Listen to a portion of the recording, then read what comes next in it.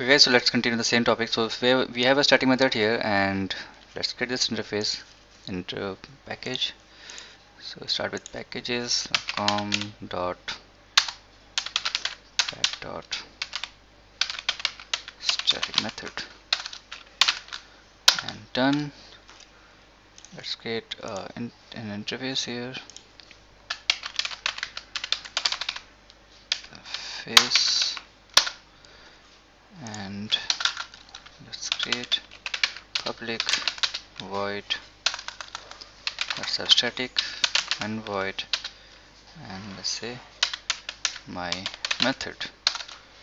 Since I have a static method there, I cannot use semicolon, right? And let's make it camel case. So we have to give the implementation. So public static void method. Now let's have one line method message to see. So this is from my method.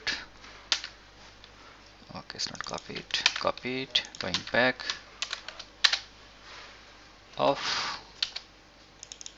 custom interface, just a name, you can call it anything, doesn't matter. Okay, that's done.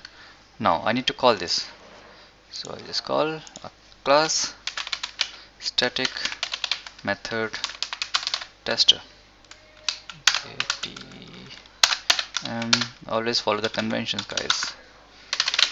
Main method done, and now we know that we have a static method. Excuse me. And the good thing about the method is you don't need interface implementation or any instance. You can directly access this method without creating instance. So I can just say custom interface dot my method and done. Yeah, that's one good thing about it. If you want some utility from your interface, and of course you don't want to create its child class, so it's possible that you can have hundreds of static method in your interface and then just call them without having the implementation. You can still access it. So if you run this code, right click, run as application from my method of custom interface. So that's how it works. So the whole purpose of a static method is having some utility functionality in your project. So if you want to have it, you can have it here, or also see there are multiple places. It's not just a only place where you can have utility class. You can also have a Java class as well.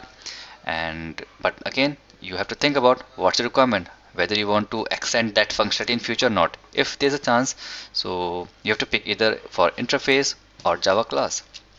So from Java 8 onwards, it's possible that you can have static method as well.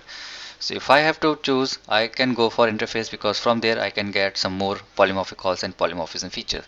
So if I have a doubt and I have to pick any like interface and class for picking up utility functions, I'll definitely go for interfaces. That's more straightforward approach by having static methods plus I have default methods, and I have more control over my code.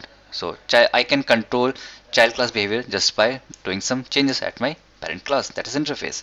So it's totally totally up to the requirement what's your approach, and accordingly you can go with this thing.